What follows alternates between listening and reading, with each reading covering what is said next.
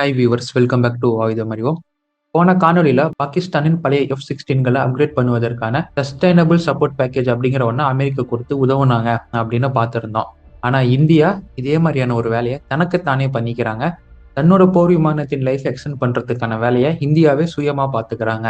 நான் வேற ஒன்னத்தையும் பேசல. ஒமான் கிட்ட இருந்து சமீபத்துல இந்தியா 20 முதல் 24 ஜகுவார் போர் விமானங்களை வாங்குறதுக்கான ஒப்பந்தம் போட்டிருக்காங்க. இதை பத்தி தான் நான் பேசிக்கிட்டு இருக்கேன்.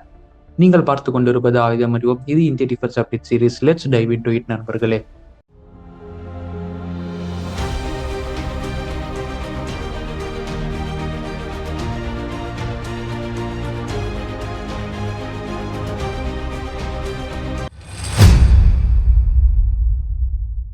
Jaguar it's not a fighter jet, actually it's a fighter bomber.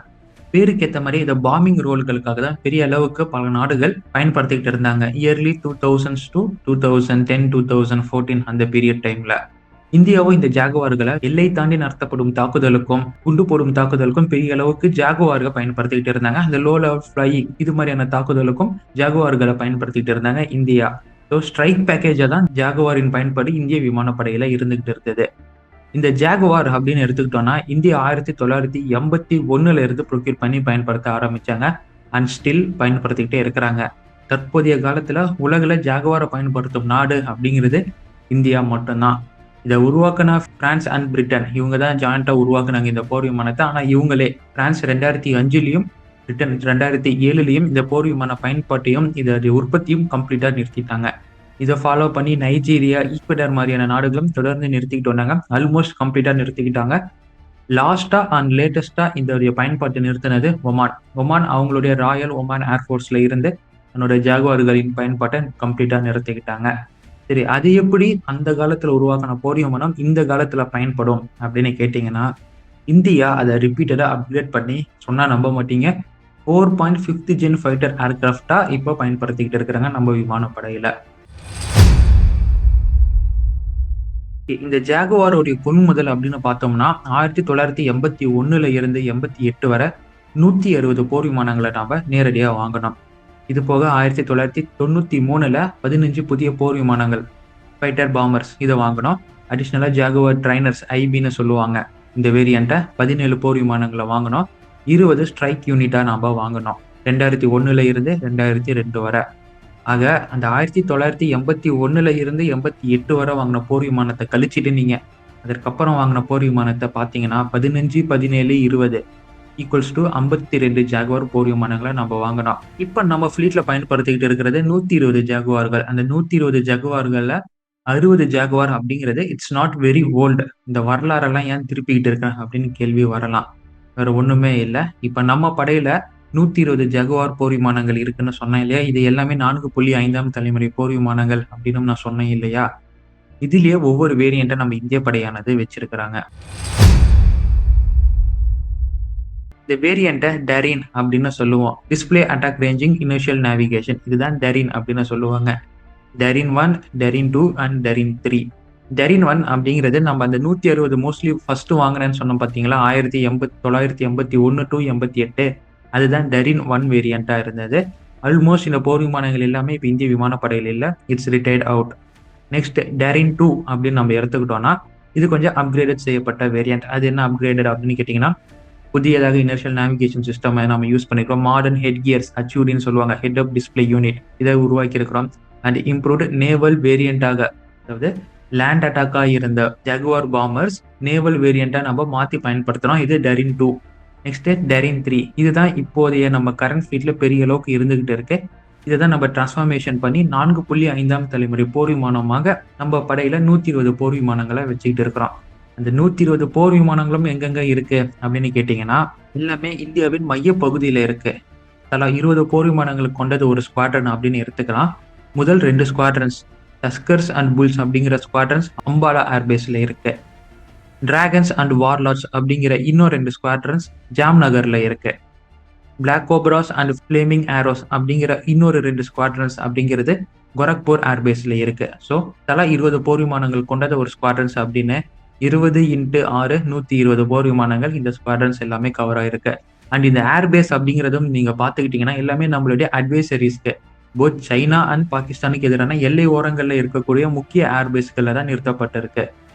நான் ஆரம்பத்துல சொல்லியிருந்தேன், இது ஒரு ட்ரைக் பேக்கேஜ் ஃபைட்டர் பாம்பர் எல்லையை தாண்டி நடத்தப்படும் ஸ்ட்ரைக்கிங்காக யூஸ் பண்றோம் அப்படின்னு சொல்லியிருந்தேன். அண்ட் இதோட டிப்ளாய்மெண்ட் ஏரியாஸ் அப்படின்னு பாத்தீங்கன்னாவே உங்களுக்கு புரிஞ்சிருக்கும் எந்த அளவுக்கு முக்கியத்துவமான போர் விமானமா இந்திய விமானப்படையில ஸ்டில் இது இயங்கிட்டு இருக்கு அப்படிங்கிறது. இதற்கு செல்லமா ஷாம்ஷீர் அப்படிங்கிற பேரும் நம்ம இந்திய விமானப்படை வச்சிருக்காங்க. Which is nothing but sword of justice, நீதியின் வால் அப்படின்னு சொல்லக்கூடியதுதான் ஸ்வாட் ஆஃப் ஜஸ்டிஸ். இந்த தரின் 3 அப்படின்னு நான் சொல்லியிருந்தேன் இல்லைங்களா, AESA ரேடார், அதாவது EL/M2052 அப்படின்னு சொல்லக்கூடிய ரேடாரை இந்த போர் விமானத்துல நம்ம யூஸ் பண்ணிருக்கிறோம். விச் மீன்ஸ் ஏவியானிக்ஸ் முதற்கொண்டு இந்த போர் விமானத்துல நம்ம அப்கிரேட் பண்ணிருக்கிறோம் அப்படிங்கிறது தான் அர்த்தம். ஏன்னா வெறும் AESA ரேடாரை மட்டும் கொண்டு போய் பொருத்திட்டா இந்த போர் விமானம் ஒரே நல்ல சூப்பர் போர் விமானமா மாறாது. அதற்கான சப்போர்ட்டிவ் பேக்கேஜ் எல்லாமே நம்ம அப்கிரேட் பண்ணாதான் AESA ரேடாரே ப்ராப்பரா அதற்கு ஏற்ற மாதிரி ஒர்க் ஆகும். அண்ட் இதே இஸ்ரேலி EL/M2052ங்கிறது தான் நம்மளோட தேஜஸ் மார்க் 1லயும் நம்ம வச்சிருந்தோம்.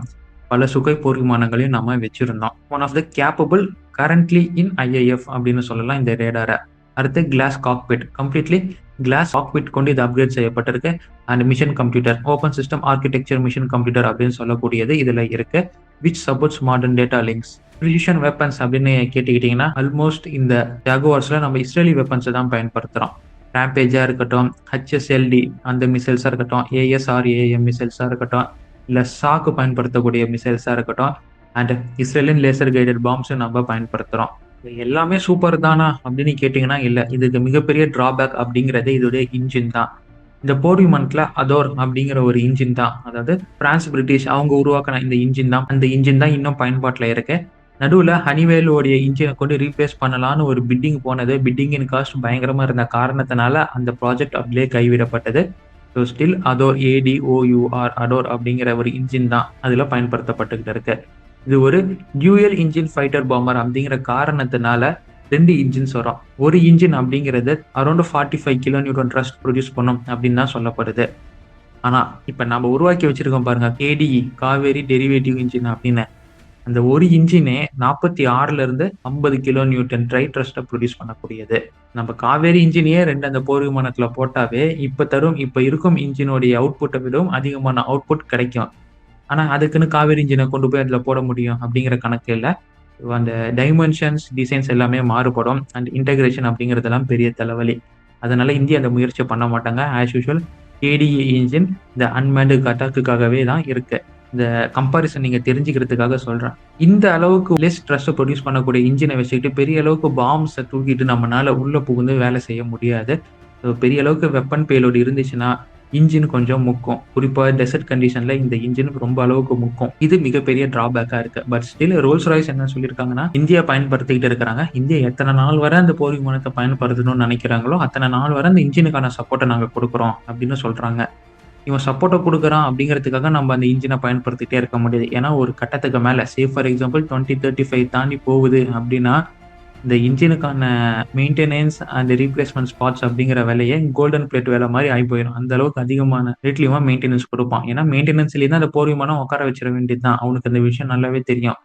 இந்தியாவும் ஒரு இடுக்கு பிடியில இருக்கிறாங்க அப்படின்னு அவன் தெரிஞ்சுக்கிட்டானா அவன் சொல்றதுதான் வேலை. இந்த போர் விமானத்தின் மிகப்பெரிய டிராபேக்கா என்னை பொறுத்த வரைக்கும் இருப்பது இந்த அதோர் அப்படிங்கிற ஜாகுவார் ஒரிஜினல் இன்ஜின். இப்ப கதைக்குள்ள போலாம். ஒமான் கிட்ட இருந்து 20 இல்ல 24 போர் விமானங்களை நம்ம வாங்குறோம், ஒரு டீலிங் போட்டோம் இல்லையா, ஸ்ட்ராட்டஜிக்கல் டேர்ம்ஸ்ல ஹார்வெஸ்டிங் ப்ரொக்யூர்மெண்ட் அப்படின்னு சொல்லுவாங்க. அந்த போர் விமானத்தை வாங்கி நம்ம போர் விமானத்திற்கு தேவையான ஸ்பேர்ஸ் காம்போனன்ட்ஸ் அந்த போர் விமானத்துல இருந்து நம்ம எடுத்துக்க போறோம். ஏன்னா ஒரிஜினல் எக்யூப்மெண்ட் மேனுஃபேக்சரா இருக்கட்டும், அதற்கான பார்ட்ஸ் தயாரிக்கிறவங்களா இருக்கட்டும் கம்ப்ளீட்டா ஸ்டாப் பண்ணிட்டாங்க. ஸோ ரீப்ளேஸ்மெண்ட் பார்ட்ஸ், ரிப்ளிஷ்மெண்ட், MRO அப்படிங்கிறதுக்கு எங்க போறது? ஸோ அதற்கு தான் இந்த ஒரு ஒர்க் அரவுண்ட். இதுதான் ஹார்வெஸ்டிங் ப்ரொக்யூர்மெண்ட் அப்படின்னு குளோபல் டேர்ம்ஸ்ல சொல்லுவாங்க. இதை பல நாடுகள் பண்ணிட்டு இருக்கிறாங்க. ஈவன் பாகிஸ்தான் கூட சில F-16க்கான பேர்ஸை ஹார்வெஸ்டிங் மூலியமா வாங்கியிருந்தாங்க. இப்போ இந்தியாவின் ஜாகுவார்ஸ்களுக்கும் ஹார்வெஸ்டிங் மூலியமாக தான் நம்ம ஸ்பேர்ஸை எடுக்க போறோம். அந்த ஸ்பேர்ஸ் எடுக்கிறதுக்கான போர் விமானம் தான் ஒமான்ல இருந்து வாங்கக்கூடிய 20 முதல் 24 போர் விமானங்கள் அப்படின்னு சொல்லப்படுது. ஒமான் கிட்ட இருந்து வாங்குறதுக்கு முன்னாடியே நாம ஒரு 30 ஜாகுவார் போர் விமானங்களை பிரான்ஸ் கிட்ட இருந்து ஹார்வெஸ்டிங் ப்ரொக்யூர்மெண்ட் ஆகும்.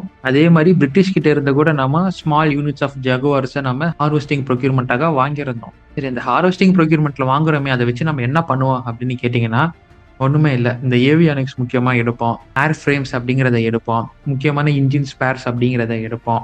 இது மாதிரியான சிஸ்டம்ஸ மட்டும் தான் நம்ம அதிலிருந்து எடுப்போம். இதற்கு தான் அந்த போர் விமானம் பயன்படுது. ஒமான் கிட்ட இருந்து வாங்குறது கூட நம்ம நேரடியா போர் விமானங்கள் இந்தியாவுக்கு கொண்டு வந்து இந்தியால டிஸ்மேண்டில் பண்ணி நம்ம எடுக்க போறதில்ல. ஒமான்லயே நம்ம டிஸ்மேண்டில் பண்ணி தான் வாங்க போறோம் அந்த போர் விமானத்த. அதாவது எனக்கு ஏர் ஃப்ரேம்ஸ் வேணும், ஸ்ட்ரக்சர்ஸ் வேணும், இன்ஜின்ஸோட இந்த ஸ்பேர்ஸ் வேணும், அந்த ஸ்பேர்ஸ் வேணும் அப்படிங்கிறது தான் நாம வாங்க போறோம். ஸோ இது ஒரு போர் விமான ப்ரொக்யூர்மென்ட் அப்படிங்கிறது இல்ல. ஆக்சுவலா இதுவும் ஒரு பேக்கேஜ் மாரி தான். ஆக்சுவல் பிரைஸ் டாக் என்ன அப்படிங்கிறது இன்னும் டிஸ்க்ளோஸ் செய்யப்படல. பட் ஒரு நல்ல கிஃப்ட் மாரி தான் அவங்க குடுக்குறாங்க. ஒரு சின்ன சீப் ரேட்டுக்கு இவங்க குடுக்குறாங்க அப்படிங்கிறது தான் நியூஸ் ஆயிருக்கு. இந்த அப்கிரேட் மூலியமா இன்னும் நம்ம ஜாகுவார எத்தன நாளைக்கு வச்சிருக்கலாம் அப்படின்னு கேட்டீங்கன்னா, 2038 வரை நம்மனால இந்த ஜாகுவார்கள் அதாவது 120 ஜாகுவார்கள்ல 60 ஜாகுவார் ஃபைட்டர் பாம்பர் ஆச்சும் நம்மனால ஸ்டில் 2038 வரை நம்மனால பயன்படுத்த முடியும். இப்ப இந்த போர் விமானங்கள எதற்காக நம்ம 2038 வரை பயன்படுத்துறோம்? உலக நாடுகள் அனைத்துமே தவிர்த்துட்டாங்க இந்த போர் விமான பயன்பாட்ட. ஸ்டில் இந்தியா பயன்படுத்துறாங்க. இந்தியா பயன்படுத்தியாக வேண்டும் அப்படிங்கிற கட்டாயத்துல இருக்கிறாங்க அப்படிங்கிறது ஒமானிடம் இருந்து வாங்கும் ஹார்வெஸ்ட் ப்ரொக்யூர்மென்ட் மூலமாகவே நமக்கு தெரியுது. இதற்கான காரணம் அப்படின்னு பார்த்தா வேற ஒண்ணுமே இல்ல. We are shortage of our squadrons. நம்ம அத சொல்றோம், இத சொல்றோம். இத்தனை போர் விமானங்களுக்கான ஆர்டர் குடுக்கப்பட்டது. இத்தனை இன்ஜின் வந்தது. இத்தனை ப்ராஜெக்ட் இருக்கு அப்படின்னு சொல்றோம். பட் அவுட்புட் ரியாலிட்டியா அந்த போர் விமானங்கள் எத்தனை யூனிட் வந்திருக்கு? ஒரு ஸ்குவாட்ரனாச்சும் கம்ப்ளீட்டா நியூ யூனிட் வந்திருக்கா? அப்படின்னு கேட்டீங்கன்னா, இல்ல. எந்த ஒரு பழைய ஸ்குவாட்ரனும் புது ஸ்குவாட்ரன கொண்டு நம்ம ரீப்ளேஸ் பண்ணோமான்னு கேட்டா, ஸ்டில் இல்ல. MiG-21க்கு தேஜஸ் மார்க் 1 இருக்கு. இன்னும் வர காணோம். இந்த போர் விமானத்துக்கு தேஜஸ் மார்க் 2ன்னு சொல்றாங்க. அத காணோம். ப்ராஜெக்ட் ஸ்டில் பேப்பர்ல இருக்கு, ப்ராக்ரஸ்ல இருக்கு, டெவலப்மென்ட்ல இருக்கு. அவுட்புட் மட்டும் இல்ல. இதுதான் தற்போதைய சூழ்நிலையா இருக்கு. எல்லா நேரத்திலுமே இந்தியா அப்படி இப்படின்னு பேசிட்டு இருக்க முடியாது நம்மனால. ஸ்டில் எங்க பிரச்சனை இருக்கோ அந்த பிரச்சனைய நம்ம சுட்டி காட்டி தான் ஆகணும். அதனால இந்த இடத்துல நான் ஃபிராங்கா சொல்றேன். உலகமே ஜாகுவார் யூசேஜ் நிறுத்திட்டாங்க. ஆனா ஸ்டில் இந்தியா பயன்படுத்துறாங்க. நிறுத்தின போர் விமானங்கள் கிட்ட இருந்து ஸ்பேர்ஸ வாங்குறாங்க அப்படிங்கிறது நம்மளோட ஷார்டேஜ் ஆஃப் ஸ்குவாட்ரன்ஸ் தான் இங்க தெளிவா காட்டுது. இதனால நம்மளோட ஏரியல் டாமினன்சி ஐஏஎஃப் உடைய பவர் குறைஞ்சுது அப்படின்னு கேட்டா, அதற்கும் இதற்கும் துளியும் சம்பந்தமே இல்ல. ஸ்குவாட்ரன் குறைஞ்சா பவர் குறையும் அப்படிங்கிற கான்செப்டே இல்ல. நாம தான் சைனீஸ கூட பீட் பண்ணி 3வது வலுவான ஏர்ஃபோர்ஸாக இருக்கிறோம். ரீசென்ட்டா வந்த அறிக்கையில கூட. அதனால வலுவ பத்தி நம்ம கவலைப்பட தேவையில்ல. இருந்தாலும் ஸ்குவாட்ரன்ஸ், குவான்டிட்டி, யூனிட்ஸ் அப்படிங்கிறது கம்மியா இருக்கு. இது கன்சர்ன் தான் என்னைய பொறுத்த வரைக்கும். இதுல நிறைய நம்ம தெரிஞ்சுக்க வேண்டிய விஷயங்கள், டேக் அவேஸ் இருக்கு. நல்லா யோசிச்சு பாருங்க. இந்த வீடியோவை மீண்டும் ஒரு முறை கூட கேட்டு பாருங்க. உங்களுடைய கருத்துக்கள் என்ன அப்படிங்கிறத மறக்காம கமெண்ட்டா போடுங்க. அண்ட் இது போன்ற பல காணொளிகளை ஆழமா தெரிந்து கொள்றதுக்கு ஆயுதம் அறிவோம் அப்படிங்கிற நம்ம சேனலை சப்ஸ்கிரைப் பண்ணுங்க. அண்ட் ஃபாலோ பண்ணி தொடர்ந்து நம்ம வீடியோஸ்களை பார்த்து என்ஜாய் பண்ணுங்க மக்களே. Until it's signing off from Ayudham Ariyom, I'll stay tuned for next video. நன்றி, வணக்கம்.